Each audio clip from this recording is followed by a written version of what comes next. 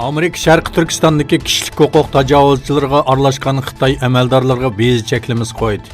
Amerika Tashqi ishlar ministrligi bu cheklimining musulmon oz sonliqlarning tutqun qilinishi, bostirilishi va haq huquqlarining tajovuzchilikka uchrashida roli bor bo'lgan Xitoy partiya va hukumat amaldorlariga qartilganligini bildirdi.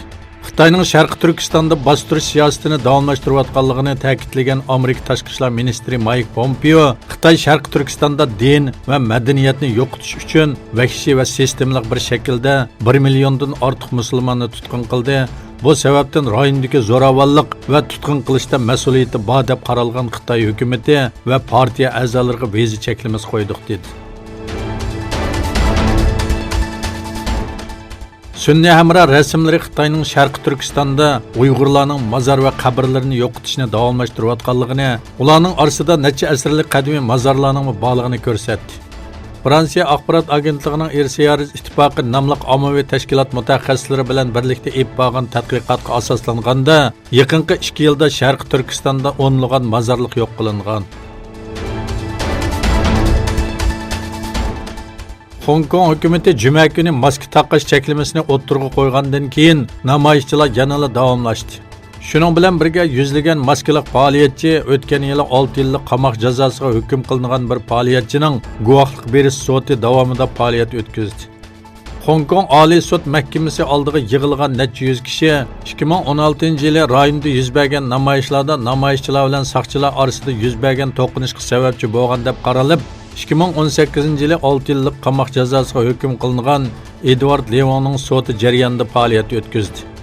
Levonga berilgan jazoga norozilik bildirgan va qo'yib berishni talab qilgan namoyishchilardan ba'zilari Hong Kongning Xitoydan mustaqil bo'lishini tashabbus qiladigan bu faoliyatchining rasmi tushirilgan plakalarni ko'tardi.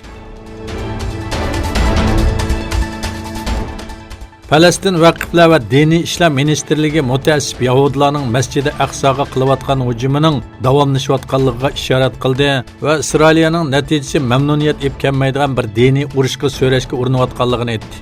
Anadolu agentligining ziyoratini qabul qilgan Falastin vaqiflar va diniy ishlar ministrligining vakolatchisi Hussam Abu Rab, Isroiliya parlament a'zolari va mutaassib Yahudlarning Masjidi Aqsoga bo'lgan besimlarining davomlashishi rayonning natijasidan mamnun bo'lmaydigan bir diniy urushga qarab ittirishdan boshqa narsa emas dedi.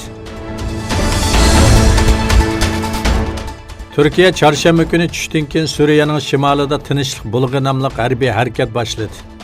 Turkiya urush aeroplanlari Ceylan Pinarning qarshisidagi Rasulayni bombardimon qildi. Tel Abyad zambiraklar bilan to'pqa tutildi. Arkadan Türkiye Mudofaa Ministrligi Fırat daryosining sharqida qurg'uliq harakatining boshlanganligini e'lon qildi. Türkiye davlat raisi Erdo'g'an barliq qismlar bilan birga terrorlik koridorini yer bilan yakson qiladiganligini bildirib mundaq dedi. Bu bizning jasoratimiz va qahramonligimizdir. Bizning Suriya fuqarolari qarta bir kurashimiz yo'q. Ularga qarta bir qadamni bosmaymiz. Nishonimiz tinchlik koridori shakllantirish, rayonga tinchlik va aminlik olib kelishdir.